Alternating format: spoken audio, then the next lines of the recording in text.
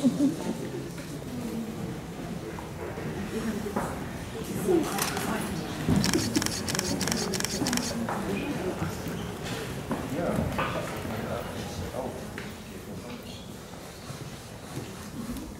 večer, iznimno mi je drago da vas mogu pozdraviti na našem okruglom stolu večeras. Molim vas da pozdravimo naše goste, Terrin i Bakker.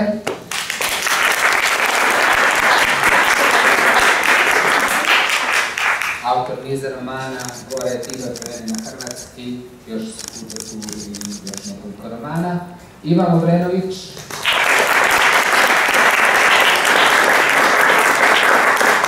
Nisam sjetiti imena svih njegovih knjiga.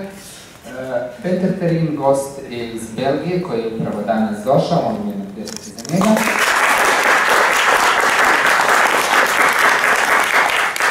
I voditelj večerašnjeg okruglog stola, Goran Ferčec.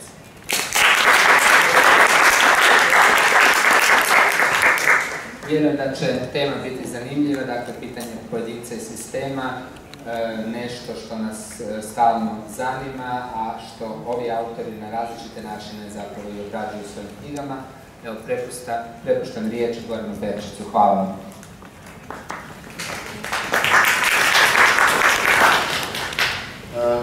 Hvala svih na kratkom uvodu, hvala vama na ovakvoj posjećenosti. Čini se da tema večerašnjeg okruglog stola nekakve zanimljiva je i nosi neki materijal koji nas se tiče svih, dakle bez obzira na to jesmo li autori, pisci ili ne. Dakle, mogu ću vas još samo na početku da nas u ovako ozbiljne temi ne bi ometili mobiteli da ih isključite, da možemo u miru razgovarati. Dakle, tema je večerašnjeg razgovora, dakle, pisac i sistem i donekle apstraktno u nekoj svojoj općenitosti, iako je povijesno oduvijek prisutna i, dakle, kao kulturni, politički, društveni fenomen. Dakle, u konkretiziranju te donekle opće teme, pomalo abstraktne, će mi pomoći tri autora koji se i predstavio. Izuzetno mi je drago da su oni ovdje i nadam se da će možda ovaj razgovor u nekom trenutku prerasti u neku otvorenu diskusiju. Malo je šire postavljen, dakle teško je definirati u stvari sistem i što on jest. Pokušat ćemo. U ovom slučaju on se dotiče pozicioniranja umjetnika u društvenoj realnosti, u političkom, ekonomskom i nekom umjetničkom sustavu u kojem živimo i radimo. Kako god definirali dakle, taj sustav i koliko se učinio na neki način univerzalnim, određene razlike postoje i oni će također biti dio ovog okruglog stola i dakle, razgovora sa ovim autorima.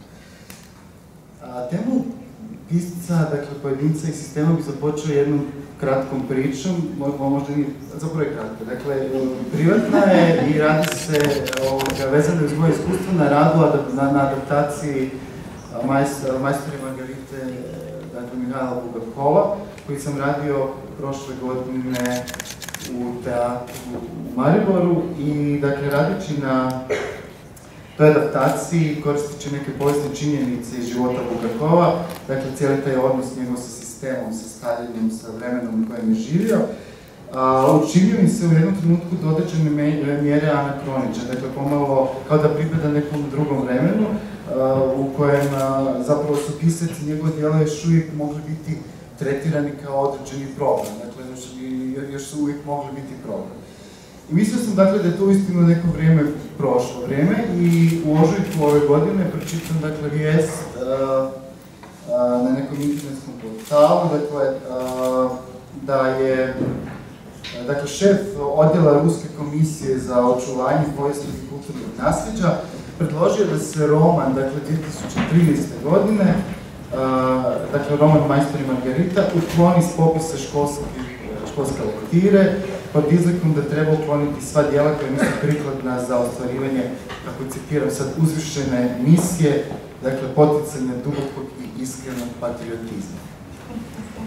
Mislim da činilo mi se zapravo da je ta mala anegdota možda dobar uvod u temu pisca i sistema, iako je možda Rusija radikalan, izuzetno radikalan primjer za otvaranje te teme, naročito ako se rečeno dovedemo u kontekst nedavnih zbivanja vezanih recimo uz izgledenu skupinu Pusivat, dakle kao jedan zanimljiv fenomen, ali mene interesira možda da nam danas gosti iskomentiraju, dakle daju se kratki komentar na navedeni primjer koji sam dakle ispričao vezano uz Bulgakova danas i što nam ti primjeri poručuju odnos umjetnosti i političkog sistema danas. Može li umjetnik, dakle pisac, biti na neki način danas prijetnja sistemu i kakav je to onda sistem? Što je tu uloga pisca, a što sistema? To je dakle neko prvo opće pitanje koje bih otvorio ovu diskusiju. Pa recimo, možemo proći s gospodinom Bakkerom. Of course. Well, that of course all depends on under which system you live. You know, if you live in a dictatorship, I can imagine such things happening, but if you live in a country like Poland or I cannot imagine this happening. Well, that's a very short answer, right? Yes, the only system we suffer from is the commerce, because we have to somehow try to survive in a world which is all based on sales. And we're the lucky ones, because we have been translated and everything, we have prices. But many of our writers do not have that luck. And they struggle to get their work. And in a way they are, well, with a little exaggeration, they are censored. Because they hardly are in the shops, in the bookshops. And the media doesn't pay attention to them, or they're not interesting, or they're not good looking enough, or whatever. And that's the only kind of system we, as a writer in Holland and in Flanders, have to fight against. We are happy we don't have that experience.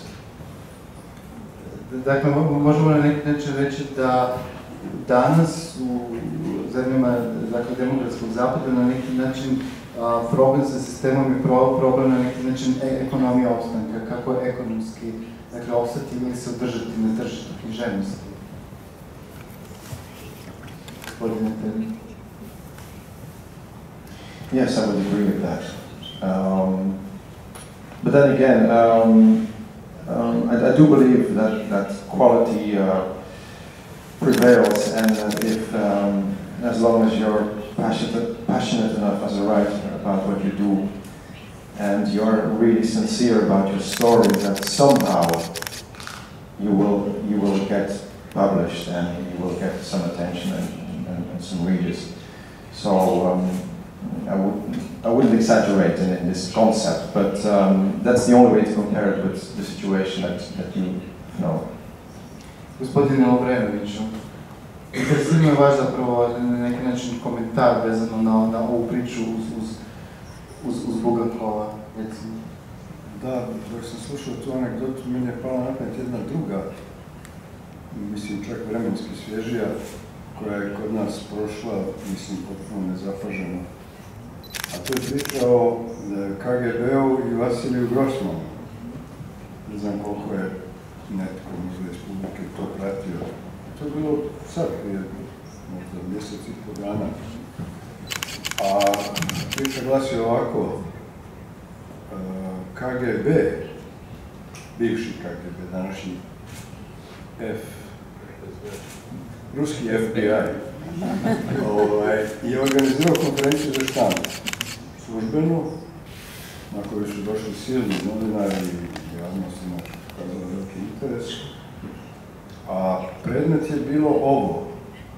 Dakle, služba svemoćna saziva predstavnike javnosti da saopći, da predaje javnosti i kulturnim institucijama Rusije sanduk sa rukopisom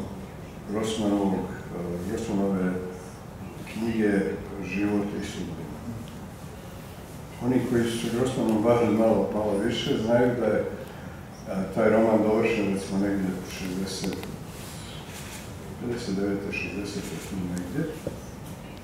Znaju također da je Grossman kao pisac sa velikom reputacijom, ne samo književnom, nego i reputacijom narodnog heroja, učesnika rata i tako dalje. Ponadao se da bi tadašnji Sovjetski savez to mogao bez problema prihvatiti. Rukopis je išao i na Politbiro ili već gdje je to išlo gore i on je dobio poruku lično od Hruščova da ta knjiga neće biti objavljena najmanje za 300 godina. I onda je KGB knjigu zaplijenio, rukopis, pardon, još ne govorimo o knjizi, a rukopis je zapljenjen, dakle, te 60. godine, recimo, orientacijalno. I prvi put je objavljen zato što je po starom dobrom receptu autor nekako pošvercao dvije kopije na zapad, mislim, u Italiji. I knjiga je objavljena negdje početkom 80-ih tek. A onda je došla tim putem i do nas, pa je u Beogradu u Prosvjeti objavljena, mislim, 87. do 8. I sada, dakle, ove godine, 2013. događa se ta famozna konferencija i štamp na kojoj je KGB bivši čini plemenito djelo predajući rukopis Grossmanove knjige ruskoj kulturnoj javnosti i istraživačima književnosti koji će tu pronaći silnu inspiraciju za svoj rad, to ja sad citiram saopćenje KGB-a. Ali ne pričam to zbog same anegdote. Mi smo sad već ovdje u uvodu imali situaciju da, i to je gospodin Bakker odlično primijetio, ovako lakonično, da to sve ova tema naša zavisi od toga u kakvom sistemu živimo. Ali mislim da je bitno primijetiti da i neovisno o toj razlici postoji nešto da tako kažem, u podnožju, ili bolje rečeno u podzemlju same književnosti kao posla, nešto što uvijek ponovo dovodi u pitanje, u stvari aktualizira ovaj odnos pojedinac i sistem, neovisno o sistemu. Zašto? Pa jednostavno zato što književnost, to je bar moje uvjerenje, nadam se da se možemo složiti od toga, ali možda ne možemo, naprosto zato što književnost, ako nije subverzivna, onda joj nešto fali da bude književnost. Dakle, ta općenita, generalna subverzivnost kao princip književnog posla, kao princip književnog načina razumijevanja i opisivanja svijeta čovjeka, ona je naprosto taj kvasac koji hoćeš, nećeš, uvijek iznova izaziva i aktualizira taj odnos o kojem mi večeras govorimo, unutar kojega sistem ima svoju logiku, a pojedinac, odnosno autor, svoju. I te logike mogu prividno biti u nekom miru, u nekoj harmoniji, ali čim malo podignete pokrov sa teme, vidite da tu harmoniju zapravo nema. I da je tenzija uvijek na djelu. Hvala vam na ovom odgovoru, zapravo ste njime inicirali na neki način moje sljedeće pitanje, komentar koji bih uputio gospodinu Bakkeru i gospodinu Terrinu. Dakle, možemo zaključiti da je možda u naslovu samog okruglog stola trebalo stajati pojedinac i sistemi. Dakle, ta množina, s obzirom da smo ovdje na početku odvojili, dakle, postojanje dva različita, ili možda jednog sa različitim licima sistema. Mene interesira u slučaju, dakle, najprije gospodin Bakker, potom gospodin Terrin, možda da komentiraju, dakle, unutar društava i sistema u kojima živite. Dakle, što smatrate problematičnim? Koja je to nelagoda koju vi osjećate u sistemu u kojem pripadate, a koji vas prepoznaje kao uspješne autore, kojeg vi ovdje predstavljate, i osjećate li se nezavisnim od tog sistema kao autor? Dakle, interesira me gdje pronalazite u sistemima u kojima živite tu subverzivnost o kojoj je gospodin Lovrenović pričao. Prostor za subverzivnost.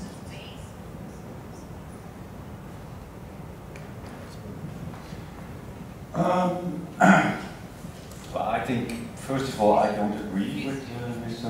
Lovrenović.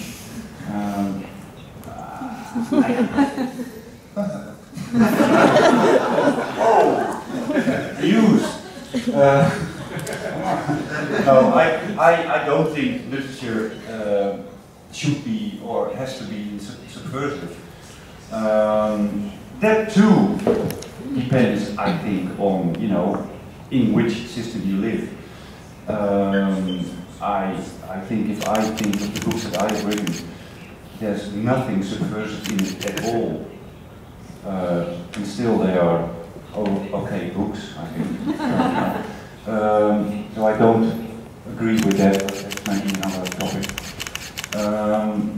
But you wanted to know how I feel about my place in my Dutch system when I am, for instance, here in Zagreb. I feel fine. It's a very difficult question. I'm just like Peter just said. I'm also very lucky that I can be totally independent of everything. There are, of course, a lot of writers in Holland and in Flanders too that must use money from the government to have a grant to be able to write a book. I don't think that I have ever had one of those grants. So, you know, I can, in that sense, do what I want to do. But the thing is, the problem is maybe in this discussion that, you know, even if you do get money from the government, they don't care what you write, you know. Because in Holland everything is wonderful. The biggest problem I think that we have is that there is a king at the moment, not a queen anymore. Well, that takes a bit of getting used to.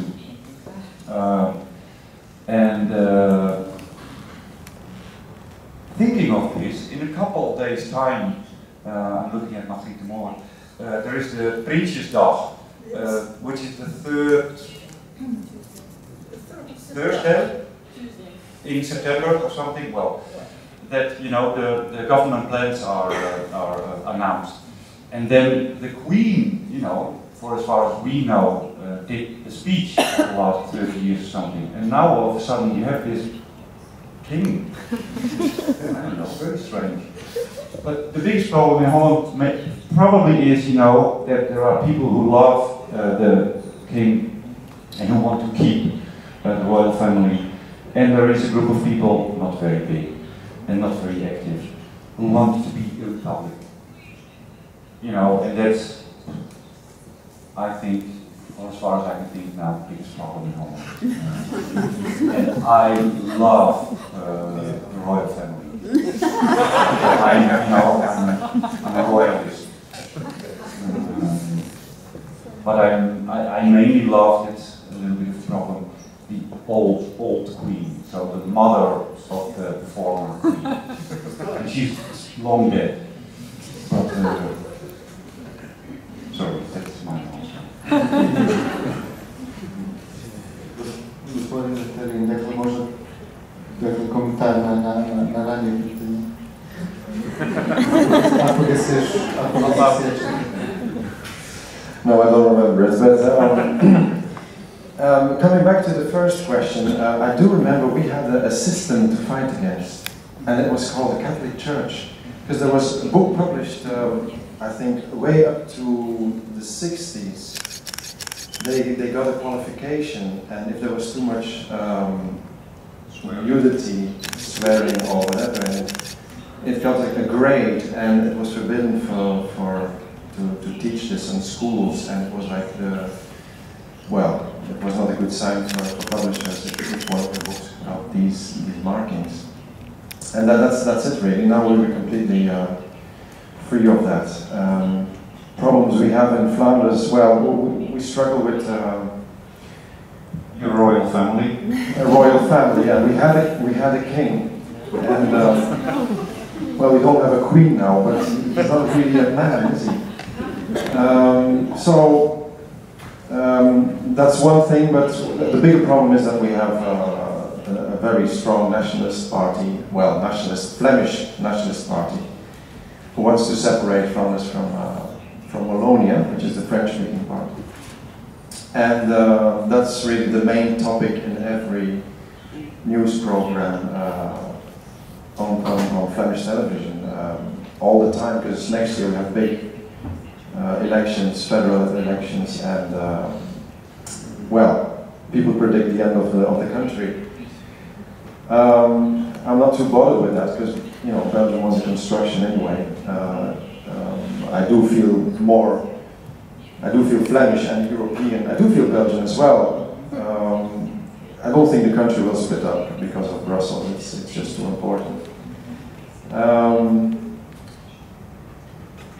But other than that, the weather changed all of a sudden. We had a great summer, and now we don't. Yeah, but all of a sudden I think of something.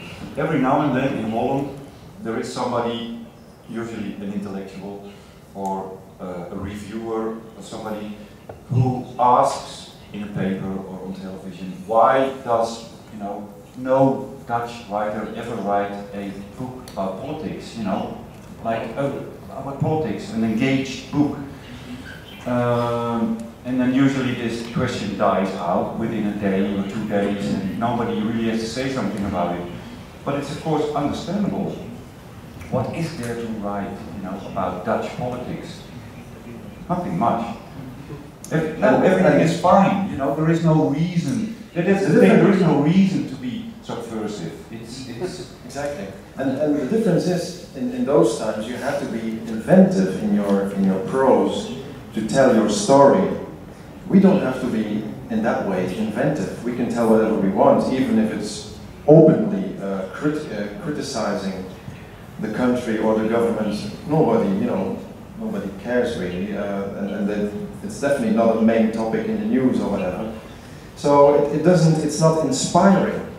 If it's really repressive, I mean, it's strange to say, but if it's really repressive, the regime, it's inspiring for artists to, or it might, make them look for a different way of telling their stories, which can be interesting. But we don't have that, and to be subversive in our countries, I don't know what you have to do to be subversive. Maybe just, I don't know, write about love or... Dakle, da bi se bio subversivan, ponovno treba se vratiti nekim bazičnim temama, znači možda je to zaključak ovog komentara. I mene interesira me zapravo, možemo li kad govorimo o sistemu zakona, kojem na neki način svi pripadamo, možemo li govoriti o tom sistemu kao isključivo problematski, kao isključivo ekonomskom sistemu, gdje više nikakvih problema nema osim problema ekonomije i financije. Čini mi se, mene interesira što bi onda značilo biti politički autor, recimo, iz zemalja iz kojih vi dolazite, iz sistema u kojima vi radite kao autori, kako biste to definirali? Što danas ne mora biti, čini mi se da biti politički autor ne znači nužno se baviti politikom. Dakle, ako se ne bavimo politikom, ako ne nalazimo subverzivno, što znači biti aktivistički autor, politički autor? Koji su to onda ipak teme? Gospodine Bakker.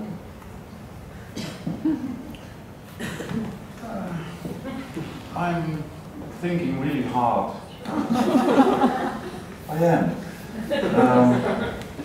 Maybe in Holland there is one thing. There's this huge, I think, right at the moment about pedophiles. Which is very, of course, it is terrible. But maybe, on the other hand, for pedophiles themselves, it's not terrible. But there is this strong discussion about it, even on television. There was a group of people in Deventer, which is a city in the, let's say, east of Holland, where a group of, which I find really, really horrible, a group of civilians, they went into the street, to try to chase away a pedophile. And then we're not talking about somebody, who rapes children. No, we're talking about a pedophile. maybe he only has the wants, the needs, the thoughts of, you know. But this group of civilians, they tried to chase away this man. And then a writer, I forget his name. No, I know his name, but it's very difficult to pronounce. He's Turkish originally. Özkan Akil. He lives in Deventer, so he was asked on television, you know, to sit at a very popular talk show, to sit opposite these people. And these civilians, you know, they were sweating and red, and because they were so angry. And then this Özkan Akil, he was very, you know, very relaxed, and he said, whoa, wait a minute, you have no right to do this. This is also a citizen of your city, and he has a right to live somewhere. Yeah, but he's a dirty this and dirty that, you know. And then he said, no, sorry, he's just like you. He lives in Deventer, you also live in Deventer, you are exactly the same. Whoa. But maybe that's, you know, in Holland at the moment, maybe some, yeah, you could call it, you know, if you have an opinion about it, you could call yourself a political writer. Drago mi da smo nešto konkretizirali, dakle, jedan politički problem Evrope, čini mi se da ima još. Gospodine Lovrenović, da nastavimo, dakle, u tom tomu nekog političkog aktivizma, političkog akta, da tako kažemo. Mislim, podsjetio bih, spomenuo bih, dakle, nekako bitan, dakle, moment, to da ste 92. ste supotpisnik tog, dakle, otvorenog pisma petorice bosansko-hrvatskih intelektualaca koje ste uputili, dakle, predsjedniku Franju Tuđmanu, dakle, kao odgovorno za političko uništenje Bosne i Hercegovine. U svojim spisima koje, dakle, književni teoretičari smještaju u kontekst povijesnog pisma, bavite se, dakle, onim povijesnim činjenicama koje su na neki način prešućene ili su krivo interpretirane. Mene interesira koliko i zašto vam je kao autoru važno to aktivno i otvoreno, dakle, na taj aktivan i otvoren način demistificirate, dakle, taj sistem povijesti. Da, možemo o tome govoriti mnogo i dugo. Ivane. Pardon. Možemo o tome dugo govoriti, ja to neću učiniti, da ću pokušati to kratko apsolvirati, ali prije toga moram samo reći da odgovoran sam za plasman ove teme o subverzivnosti, pa onda moram reći da imam blagi osjećaj da smo otišli malo u krivu. Nisam se ograničio, misleći i govoreći o subverzivnosti, nisam se uopće ograničio samo na strogo političku dimenziju tog pojma. Govorio sam o subverzivnosti kao Weltanschauungu, kao nečemu što je naprosto, po mom poimanju, po mom se ograđujem, sami jedan od duhova samog književnog posla. Dakle, ne nužno subverzivnost u odnosu na konkretni politički sistem, nego subverzivnost u odnosu na sebe samog, tako. A ako priču gospodina Bakkera pokušavam sada književno interpretirati kao, a volio bi kad bi se mogla tako interpretirati, kao ironijsku, onda bi u njoj pronašao upravo najbolji primjer subverzivnosti i prema samom sebi i prema svom sistemu o kojem govori kao i bili i tako dalje. Ali ostavimo to, nastavno to možemo uz pivu. A ovo što ste rekli, tu ja imam potrebu da razdvojim, da dosta principijalno razdvojim dvije stvari. Vi ste spomenuli primjer koji mi je dobar šlagvort, to je primjer pisma Tuđmana. To je bio jedan par excellence građansko-politički čin. I on nije nužno imao nikakve veze sa profesionalnim habitusom potpisnika. To nisu potpisali pisci, intelektualci, profesori, ne znam šta sve već ne, nego petorica građana Bosne i Hercegovine, moram reći, hrvatske nacionalnosti, jer je to bilo ključno u relaciji prema Tuđmanu i ulozi Hrvatske u cijelom tom zbivanju. To je dakle jedan čin građanske odgovornosti, onako kako smo je mi tada shvaćali, doživljavali, način na koji nas je mučilo i tako. Dakle, to je to. Neću reći, naravno, da to u nekom najširem smislu ne ulazi i u moj vlastiti habitus pisca, ali je nužno to razgraničiti. A što se tiče književne ove dimenzije o kojoj ste govorili, nažalost, mi ovdje ne živimo u Arkadiji, o kakvoj su govorile kolege. Nismo nikad živjeli, ne živimo ni danas. I imamo nešto što sam siguran da imaju i naši kolege i gosti večeras, samo možda na drugi način. Imamo problem pamćenja. Naše pamćenje i osobno, obiteljsko, ali boga mi i kolektivno, nacionalno. Naše pamćenje je puno traume, puno belaja, da tako kažem kolokvijalno, i puno kostura u ormaru.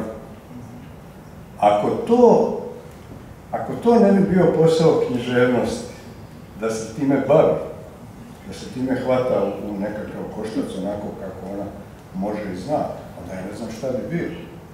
Dakle, to bi bilo najkraće moguće obliku odgovor na ovo vaše pitanje u mom nekom bavljenju tom historijom, tom prošlošću i kulturnom. Izdao bi se zapravo jedan saltum mortale nekog zaključka do kojeg sam došao radeći zapravo na pitanjima za ovaj razgovor. Također je vezano, dakle, uz uvjeti života i egzistencije u zemljama zapadnog kruga, recimo, dakle, tamo gdje nemamo problema s kojima smo otvorili ovaj razgovor, dakle, problema političke cenzure, dakle, interesira me ako se, dakle, bavimo u tim društvima koje tako dobro, recimo, funkcioniraju, ako se u njima, dakle, unutar tih društva bavimo kritičko-literarnom produkcijom, dakle,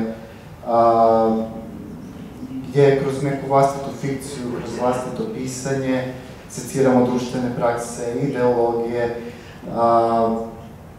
Dakle, interesira me kakav je onda na neki način intimni osjećaj tog autora, tog pisca u takvom društvu, koje on tako aktivno kritizira, a isto to društvo zapravo uopće ne reagira možda na te autorske kritike i na to preispitivanje i na to seciranje. Dakle, sadašnjosti, prošlosti ili budućnosti, svejedno. Što više, društvo ih konzumira, ali bez reakcije, bih rekao. Dakle, zaključio bih da ih ignorira. Kao da na neki način kritička produkcija i stavovi tih autora ne postoje. Je li to ignoriranje tih idealnih društava danas u demokratskim uvjetima, je li to neka vrsta, je li to svojevrsni oblik cenzure? Gospodine Terrin.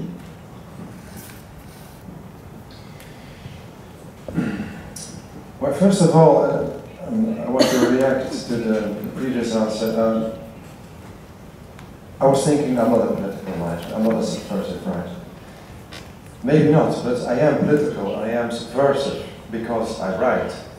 I'm just not that kind of writer.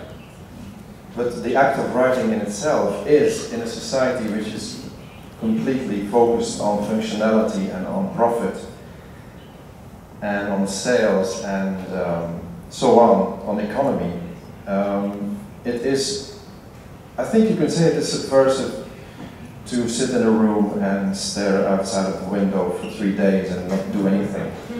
I think it's a proper act of subversity.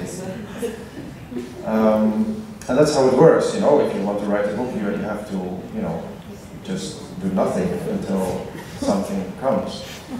And in that way I am subversive, and it is an act, and it is good that people, you know, I was just telling about the Nationalist Party, and they are very against arts in in general. They don't, you have it in Holland as well.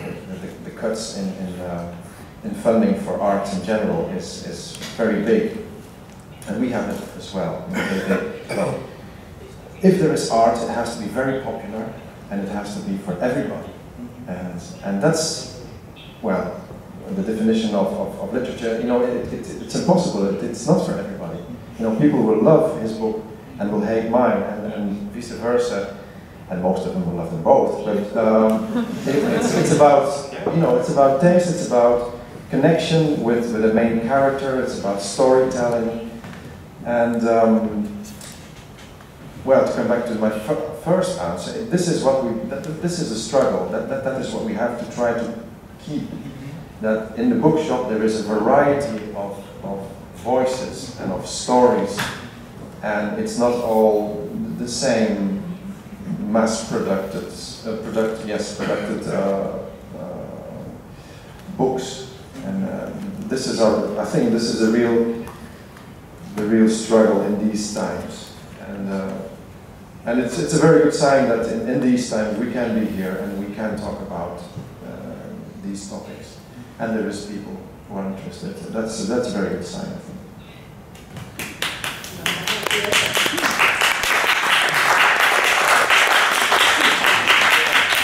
And there's also a thing that, what I was thinking just now, no, it's something else. What I noticed when I arrived here, our publisher put us in the most expensive hotel you can find in Zagreb. We go and have dinner in a very posh restaurant, wonderful food.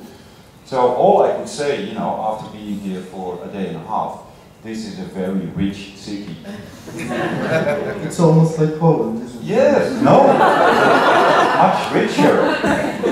And then, and the people started to laugh at me. Ha, ha, ha, ha. Do you know how much the unemployment rate is here? 23.5% or something, which is horrendous. But you don't see it.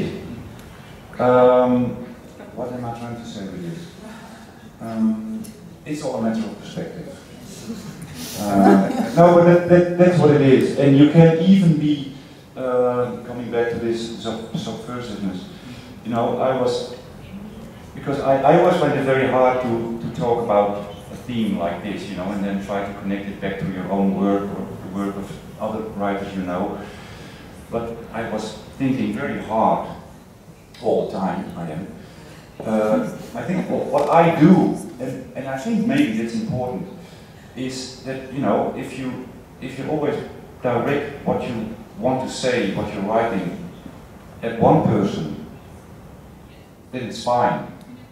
And through this one person, and I don't mean it's very hard to say what I want to say.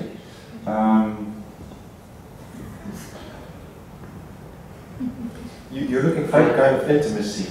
No, I almost have it. Do you have another question for somebody else, and then I can think again? No, but it's you can be like, let's put it this way: you can write a real statement book, about politics, and you say this is wrong and that's wrong, and be very moralistic. But then you're writing for a group, and then you will never ever succeed in what you're trying to do. If you do it like, maybe you can say, the safe way, the easy way, and try to write a book for just, one person, and it's about persons, about people, and what they do, and how they feel, and how they relate to each other. That's much more effective, maybe, especially if 100,000 people, individuals, read your one book, but you know what I mean? Or is it total? Yes, I do. Mislim, gospodine Bakker, rekli ste da je zapravo stvar perspektive ono što na neki način nam definira stvari. I ako je uistinu do toga, ovo je više komentar nego pitanje, ja bih rekao da vaš roman jest politički roman. On se bavi temom koja nekom, dakle, odnosno pojedinca i sistema, dakle nekog eskapizma iz sistema, ja smatram to dovoljno potentnom temom da bude politička.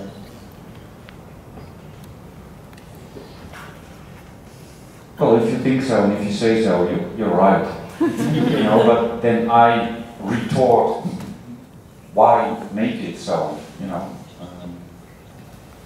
it's important for the discussion now, of course, but you know, finish. Gospodine Lovrenoviću, vratit ću malo na početak ovo pitanje. Je li dakle, neko socijalno ignoriranje kulture, njena marginalizacija danas, oblik neke vrste, dakle, cenzure?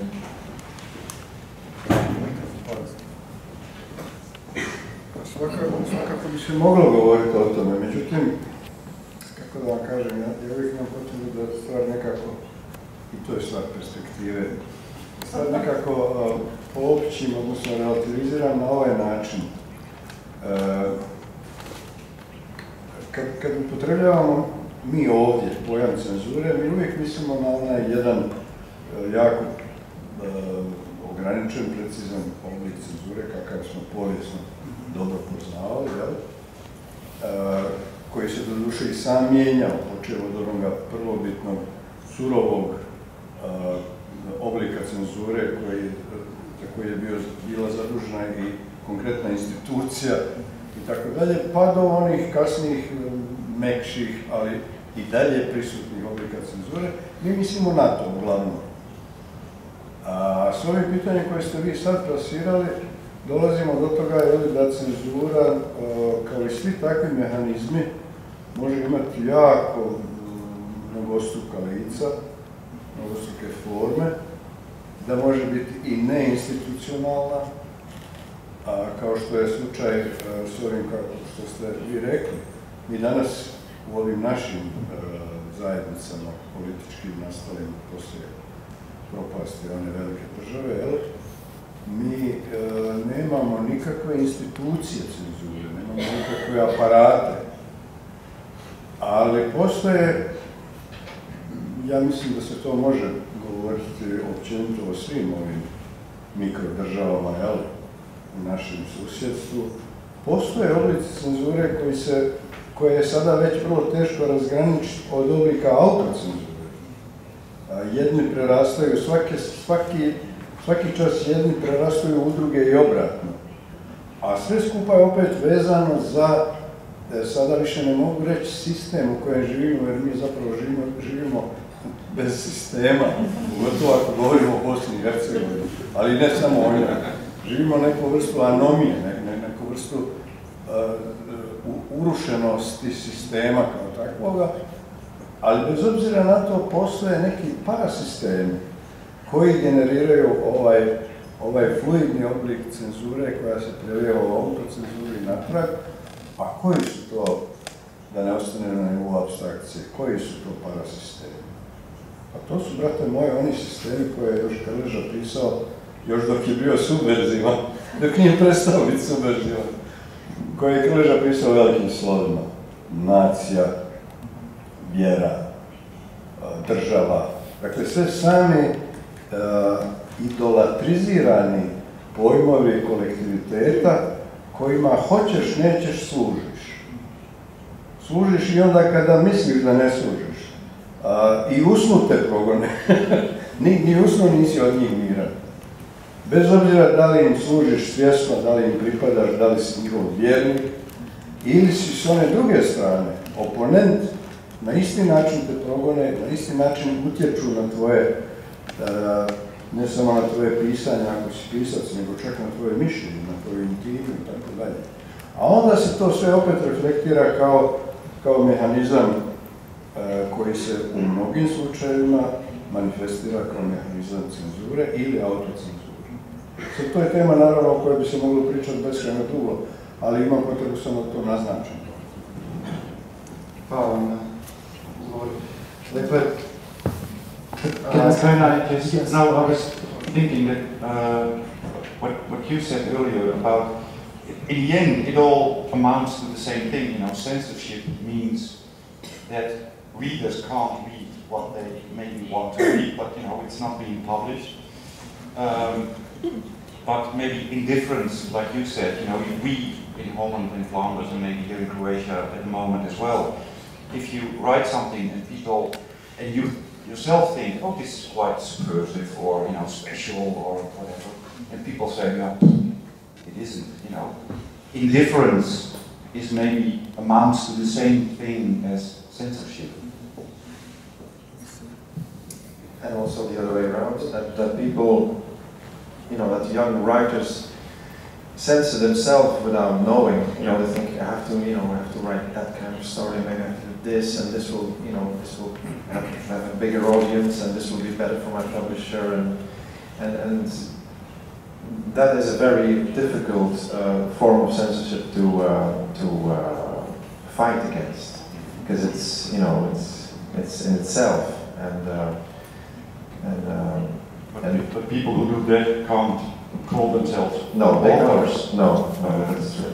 That's true. But how it's all a very fine line, and it's sometimes difficult to pinpoint what is real literature and what is not. And what is written with need, they always have to. Does the writer need to write this? And some people are very good at faking it, and people like it, and this narrows the market again, and it all comes together instead of going like this. Čini mi se da su ova dva odgovora i komentara dosta dobar uvod, ako se, možda za moje sljedeće pitanje, ako se spoje sa pojmom, dakle, idejama autonomije o kojoj su gosti govorili nešto ranije. Dakle, u uvjetima na zapadu, dakle, u kojem postoji određena uvjetovanost tržišta za određenu vrstu literature, gdje, dakle, treba poštivati neka pravila da bi se na tom tržištu moglo biti. Dakle, ekonomija je, meni se čini, formirala sasvim jedan novi oblik, recimo, dakle, kulturnog radnika, dakle, nekoga ko je šire od samog pisca, dakle, nekoga koji ima šire polje nekog kulturnog djelovanja i, dakle, od kojeg se traži da funkcionira kao kulturni radnik, da bude onaj koji organizira različite aktivnosti u polju kulture. Sad, mene interesira, dakle, za svu trojicu autora, dakle, jeste li vi, smatrate li se kulturnim radnicima? Koliko je široko polje to djelovanje vas kao kulturnih radnika, ako se smatrate? Ili na neki način ideološki ostajete unutar te autonomne prakse pisanja koju sa sobom nosi i omogućuje pozicija autora? Mislite li da i može li umjetnik, dakle, odnosno pisac biti samo pisac danas? Gospodine Lovrenović. Mr. Lovrenović is very active on Facebook, I suppose. Nisam baš siguran da... Provodite. To je isto cenzura. Nisam baš sasvim siguran da mogu nešto o tome govoriti jako pametno i važno. Ako govorim iz najvlastitije perspektive, a to je jedina iz koje mogu reći ovako, u vrijeme, pošto ja imam puno godina i prošao sam u životu mnoge faze, i bilo je vremena u kojima sam, kad sad gledam unatrag, funkcionirao i ne znajući to kao neka vrsta kulturnog radnika. Naravno, primarno kroz ono što sam pisao sam i tako dalje, ali ipak se to nekako širilo na sferu koja bi se uvjetno mogla nazvati kulturnim radništvom. A da to, kaže, tada nisam ni znao, niti mi je to bilo važno da znam. Danas više ne. Danas način na koji danas živim ja sam, ali ne samo to, nego način na koji danas, čini mi se, sad moram govoriti vrlo precizno, po Sarajevu, o Bosni i Hercegovini, način na koji danas ljudi koji nešto pišu dolje žive, mislim da sviju manje više određuje kao usamljene pauke koji tamo negdje u ćošku ispriču svoju mrežu, koja eventualno po svojim konotacijama može da dodiruje društvenu stvarnost na taj način da se onda to može u nekoj posredovanom smislu smatrati kulturnim radom, ali to je samo neki kolateral, neki nus efekt. Jedino gdje ovo o čemu govorite postoji kao osvještena djelatnost, to možda možemo govoriti recimo za teatar, donekle za film, iako to s filmom je vrlo sumnjivo. Za teatar, da, možda za ove neke nove kulturne forme o kojima ja ne znam mnogo, ali znam da postoje. Ali kažem, za ovo čime se ja bavim i drugi slični, rekao bi da je to sada već pozicija one neželjene, nenamjeravane izolacije. Raznih oblika izolacije. Mislim, pitao sam vas to pitanje iz tog razloga što ste zapravo godinama djelovali, još uvijek djelujete kao urednik. Dakle, u tom smislu mi se činilo to kao neki iskorak iz samog pisanja, ali i dalje vrlo aktivno bavljenje, dakle, literaturom, dakle, kulturom, dakle. Da, to u svakom slučaju, s tim da način na koji ja se bavim uredničkim radom svih ovih u posljednji period svog života i našeg zajedničkog života, to je urednički rad koji je baš onako nekako apartan i njegovi rezultati ne idu toliko na to da budu u nekom širokom smislu riječi društveno prihvaćeni i prepoznati kao, kako se to zove institucionalno, kao društveno vrijedne knjige, nego naprosto, što bi se reklo, za svoju dušu, pa šta bude, jel? Gospodine Bakker, jeste li vi kulturni radnik?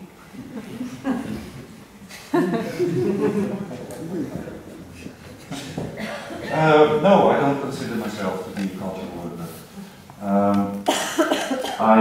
I realize that I've been extremely lucky in, like you said at the beginning, you know, that my books are being translated, films are being made of it, you know, I earn money. I don't need the government for this grant to be able to write. So I can, in that sense, take it easy. But with this, I also have the luxury in Holland to refrain myself from too much activity on Facebook or Twitter.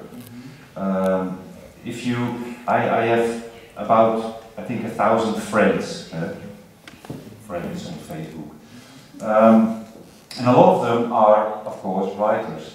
And if I read what they do and what they say, it makes me sick to the stomach. You know, it's horrible. But I also realize, that's why I said that I'm very lucky to be able to not to do this anymore. I keep myself silent. I am on Facebook, but I post, you know, pictures. I make pictures here in Zagreb. And what I always do, I make a picture of a hotel hall. In every hotel I make a picture of the hotel hall. And I put it, and I have in the series, hotel halls. Well, that's it. And even that is liked, you know, by 30 people. But that's the thing, I'm very lucky to be able to do this. I understand that there are a lot of, especially very young writers, who feel the urge and the need, maybe even pushed by their publishers, you know, to, get out there. People must know you, so you must Twitter, you must be on Facebook and stuff. And yeah, I just don't do it in this way anymore. And if I always have a little bit of difficulty if people say things to me about the things I've written. I can't think of the English expression, if they hold me accountable for what I've written. then I think, just like you just said, I write for myself, and they can be a reader, but they should not hold me accountable for what I've written. I'm sorry, I'm not guilty. I always get very, also insecure, but I think, no, I'm sorry, I've just only written this book, and that's all.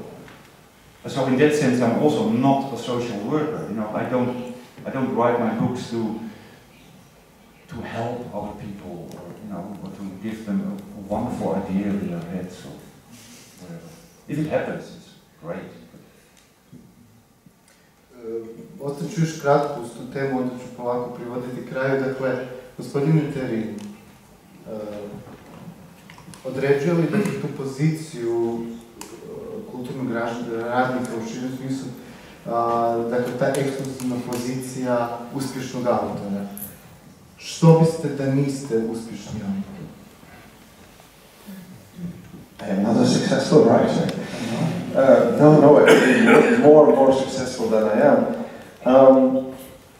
I don't regard myself as a cultural worker, because it would... Just imagine if you go and sit down at a desk and think, I am a cultural worker. I mean, I couldn't write one sentence anymore. There would be so much responsibility on my shoulders.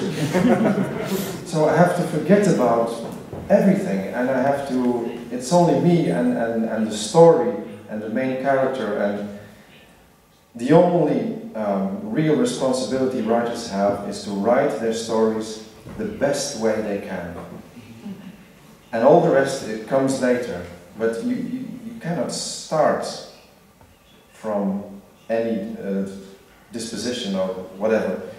It's the story, that's important. And if you tell it in the right way, and in the honest way, and in the way you think you have to tell your story, and what, all these things, then it might be something that is worth printing and worth reading. And people, exactly, if once your book is written, I've read the book, it's there, it's called The Guard in English, and people come to me and tell me what the book is about. And they are right. I mean, I don't know what the book is about.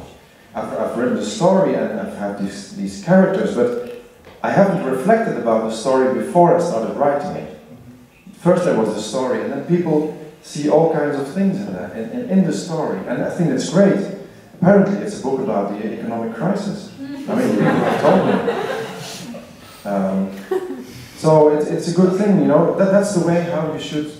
And indeed, of course, if you're a young writer and you see Facebook and you want to write a column in a newspaper, of course you want to be heard, and you want to be seen, and you want, I've been like that too, of course, and I've been on Facebook. I'm not anymore, I'm not in the same way, but well, at least I don't post pictures of hotel room. They're very nice pictures. Yes, they're very nice, very nice. Just a bit weird, if you ask me, but anyway. No, they're very nice, But that's why I stopped writing on the computer. I write on typewriters again, because it's so easy to be distracted from what you really have to do. And you think it is important that you post this comment and that you react on something there, and that you put your signature there, and all these things. You think it's very important and you have to do it right now, but it is not. Right now you have to write, or just stare out the window, and that's really it. And of course, you become a bit older and you learn that you have to work this way. But in the beginning it is hard, and I always compare the internet with the cigarette. Writers used to smoke, and some still do. But you write 2 or 3 sentences, and then you be back. And you light a cigarette and you think, oh God, I'm a genius. And now, after people, write 2 sentences and they go to Facebook to say to the world, I've written 2 sentences, I'm a genius. So it's for me, I try to avoid it, and I know what my responsibility is, and that's what I try to remember. Dakle, o nevjerojatnom pisanju bez interneta možete, mislim, sutra u 19. tako sve ide detaljnije čuti od gospodina Terrina, čak postaviti I pitanje, ja bih polako privao kraju ovo, ovaj razgovor. Nakratko bih zapravo svratio pažnju, dakle, povezao bih dakle naslov ovog stola, temu sa samim romanima. Sa ovdje, mislim, objavljenim 2 sjajna romana i sjajne knjige zapisa gospodina Lovrenovića. Dakle, zanimljivo je u njima promatrati poziciju pojedinca u odnosu na sistem. Kod gospodina Terrina to je neki pojedinac, čuvar koji u podrumu, dakle, čuva i vjeruje u sistem i očekuje njegovu pomoć, ali biva iznevjeren od sistema. Kod gospodina Bakkera pojedinac je neki eskapist koji se izdvaja od napretka i globalizacije i, recimo, čak gotovo izoliran, živi na farmi na kojoj ni nema dodira sa sistemom, recimo tako. I mogli bismo reći da je on iznevjeren mikrosistemom vlastite obitelji, svjesni namjerno, dakle, kao neki odgovor, iznevjerava društvo kao sistem. Kod gospodina Lovrenovića sistem je nemilosrdan, neprestano vrši utjecaj na pojedinca, a pojedinac mu iznevjeren od sistema ne vjeruje i bilježenjem pokušava razotkriti njegove sadističke mehanizme. Imam pitanje isto za svu trojicu autora. Gospodine Lovrenoviću, može li u odnosu pojedinca i sistema konačan i mora li konačni rezultat, dakle, baš uvijek biti ta iznevjerenost? Da. Skoro uvijek da budemo mikrofon.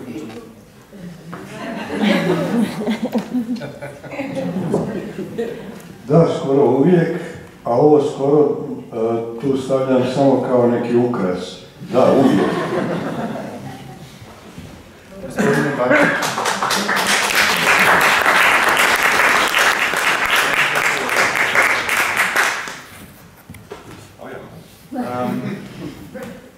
Must there always be betrayal? Yeah, I think they're all, maybe not on purpose, you know, but there are different kinds of betrayal. You can also be betrayed by death, for instance, or by love. You know, and they're not, you know, that I don't want to be your friend anymore, but in another way. So maybe yes. I don't know. Do you mean that my guard is betrayed by the system? That's it. Yeah. See, the new book again. I didn't realize. Really? Yeah.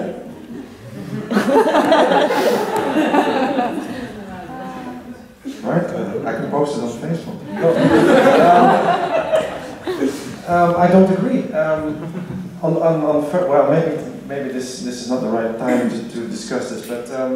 I think my guard is somebody who finds peace in compelling, in agreeing with the system. You know, a system, if you say system, you think fighting against. But there are people, many people, and maybe it's something in human nature, who don't mind that there is a system. Even more, they like it because they don't have to make decisions themselves anymore. The system does. You can say the same thing for system, religion, whatever. And I don't think my main character is betrayed at all. I think he's rewarded by the system. But maybe we can talk about it another time. Zahvaljujem. Evo, s obzirom da smo prošli termin, otvaram, dakle, prostor za par pitanja, ako ima zainteresirani u publici, dakle, na temu koju smo razgovarali. I'd like to ask Mr. Bakker, would you know exactly his name? Just a very short question to Mr. Bakker. Which hotel are you staying at? What hotel are you staying at here? Which one are you from Zagreb? Not really, I'm living here. Oh, the Esplanade Hotel.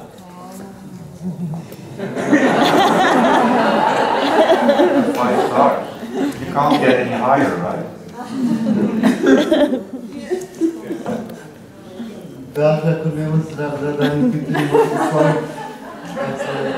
Ovo znači da ću završiti. Ja se zahvaljujem autorima na iznimnom razgovoru.